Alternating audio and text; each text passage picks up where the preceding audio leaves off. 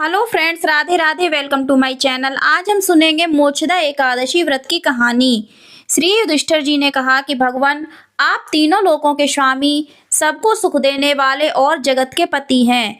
मैं आपको नमस्कार करता हूँ। हे देव, आप सबके हितैषी हैं, अतः मेरे संशय को दूर करके मुझे बताइए कि मार्गशीर्ष शुक्ल एकादशी का क्या नाम है। उस दिन कौन से देवता की पूजा की जाती है और उसकी विधि क्या है। भगवान, कृपया करके आप मेरे प्रश्नों का विस्तार पूर्वक मेरी शंका का समाधान कीजिए।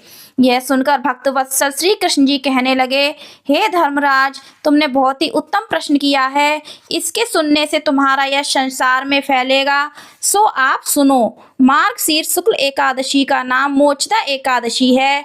उस दिन दामोदर भगवान की धूप दीप नैवेद्य आदि से भक्ति पूर्वक पूजा करनी चाहिए। अब इस विषय में मैं एक पुराणों की कथा तुमसे कहता हूँ। इस एकादशी के व्रत के प्रभाव से नरक में गए हुए माता पिता पुत्र आदि को स्वर्ग की प्राप्ति होती है। यह कथा आप ध्यान पूर्वक एकाग्रचित होकर सुनिए।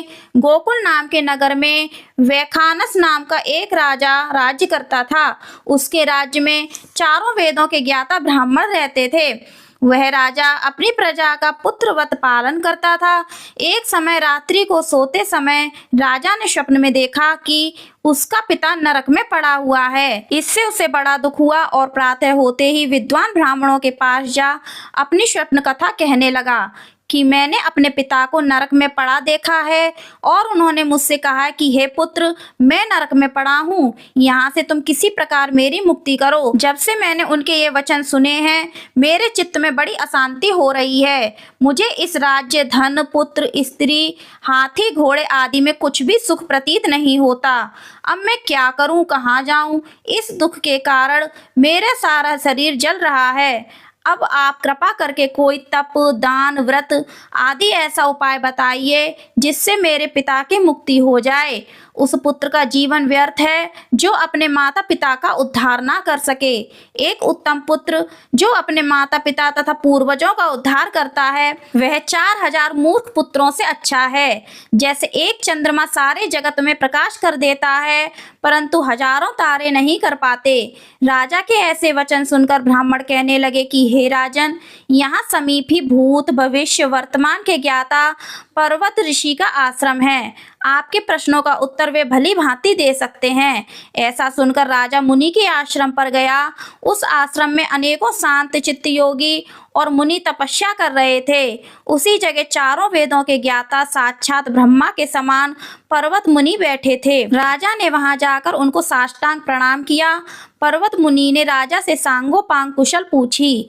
राजा ने कहा कि महाराज, आपकी कृपा से मेरे राज्य में सब कुशल है, परंतु अकस्मात एक विघ्न आ गया है जिससे मेरे चित्त में अत्यंत अशांति हो रही है। ऐसा सुनकर पर्वत मुनि ने एक क्षण के लिए अपनी आंखें बंद की और भूत भविष्य को विचारने लगे।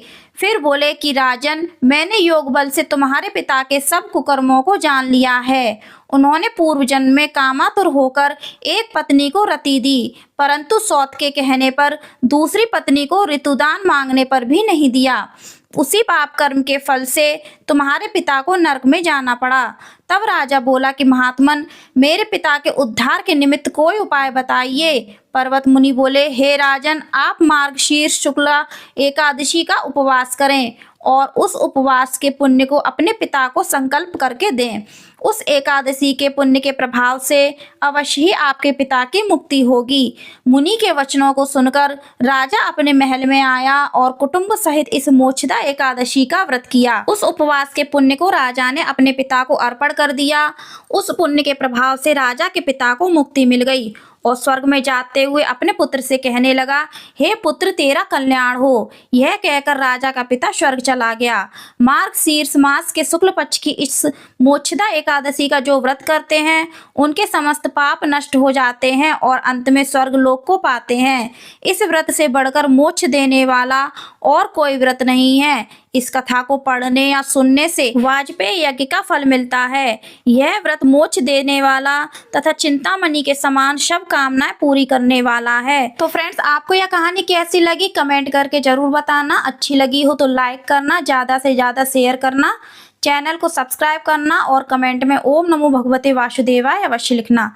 धन्यवाद। मिलते हैं फिर किसी नई वीडियो के साथ में, तब तक के लिए राधे राधे।